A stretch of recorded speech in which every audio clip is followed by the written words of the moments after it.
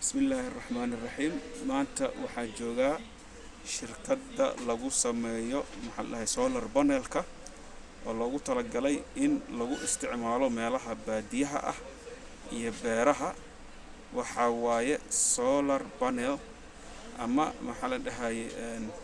dariishada qorraxda samayso waxaa loo isticmaali karaa afar nal iyo telephone USB ya leedahay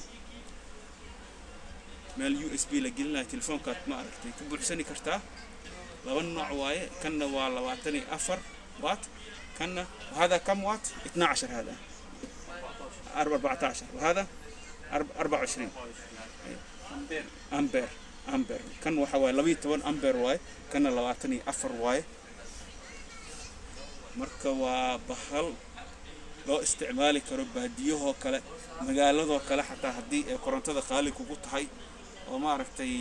bahashan iska soo gadanaysa waa kaas sicirkeedana meesha idin ku soo dejinaa. Wassalaamu calaykum wa rahmatullaahi wa barakaatuh.